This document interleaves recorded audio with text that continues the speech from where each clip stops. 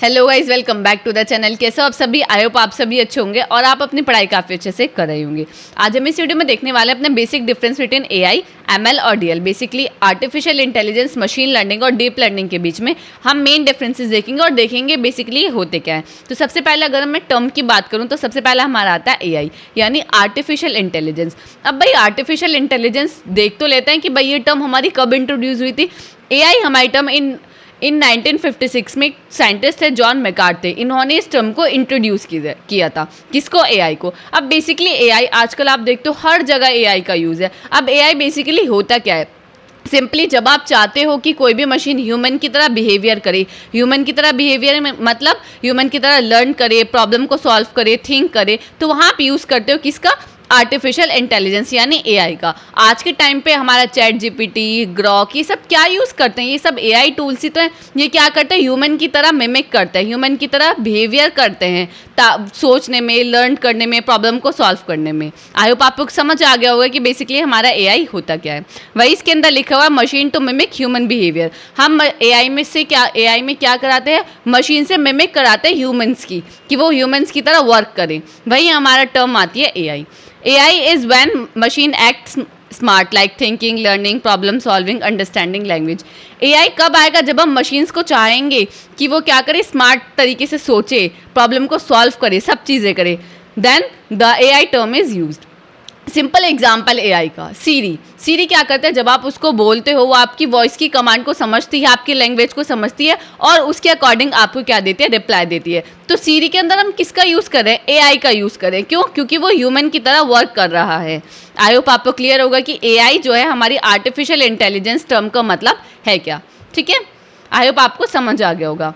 Next हमारी जो term आती है वो हमारी क्या आती है? नेक्स्ट टर्म हमारी आती है एमएल, यानी मशीन लर्निंग। अब भाई मशीन लर्निंग के नाम में ही है कि मशीन को लर्न कराना हमारा कहलाता है मशीन लर्निंग। अब देख लेते हैं भाई ये जो टर्म है ये कब इंट्रोड्यूस हुई थी और भाई किसने इंट्रोड्यूस की थी। मशीन लर्निंग जो टर्म है वो हमारी 1959 में आर्थर सैमुअल ने इंट्रोड्यूस की थी। ठीक है, अब बेसिकली मशीन को लर्न कराने का मतलब क्या है कि भाई मैं मशीन को बता रही हूँ कि भाई वो किस तरीके से काम करे, या कोई प्रोग्राम के थ्रू हम बता रहे हैं?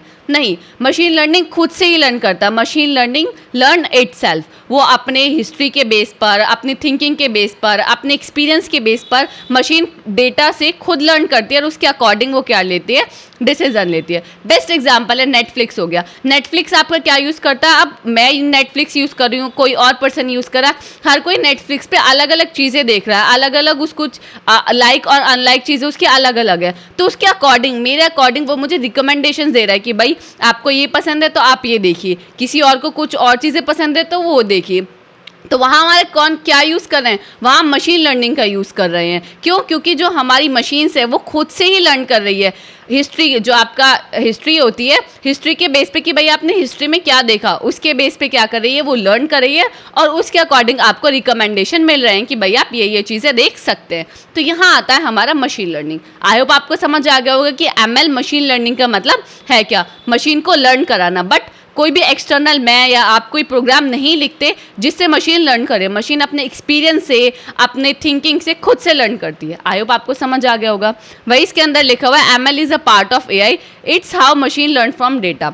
ये बताता है कि मशीन किस तरीके से डेटा को लर्न करेगी, बट खुद से। ठीक है, एग्जाम्पल नेटफ्लिक्स, जैसे कि मैंने अभी आपको बताया। अब जो मशीन लर्निंग है वो आपकी बहुत यानी पॉपुलर थी एक टाइम पे, सब लोग मशीन लर्निंग का यूज़ कर रहे थे। बट इसमें बेसिक प्रॉब्लम क्या है कि भाई जब हमारा जो डेटा है वो बहुत बड़ा हो जाता है, ह्यूज अमाउंट ऑफ डेटा में ये डील नहीं कर पाता, ना ही ये रियल टाइम पे जो डेटा होता है उस पर वर्क कर पाता। तो ये इसकी कुछ डिसएडवांटेजेस थी जिसकी वजह से हमारा जो नेक्स्ट पार्ट डीप लर्निंग हमारा आया। क्लियर है आपको कि मशीन लर्निंग हमारा क्या होता है? अब नेक्स्ट आपका क्या है? Deep learning. अब देख लेते हैं भाई डीप लर्निंग क्या होता है। अब ईयर 2000 में जो साइंटिस्ट थे उनके बीच में डिस्कशन चल रहा था, किसको लेकर? ANN यानी आर्टिफिशियल न्यूरल नेटवर्क को लेकर उनके बीच में डिस्कशन चल रहा था। उसी टाइम 2000 के टाइम एगर आइजनबर्ग ने क्या किया? डीप लर्निंग को इंट्रोड्यूस किया कि भाई कुछ डीप लर्निंग टर्म है, इसको इंट्रोड्यूस किया।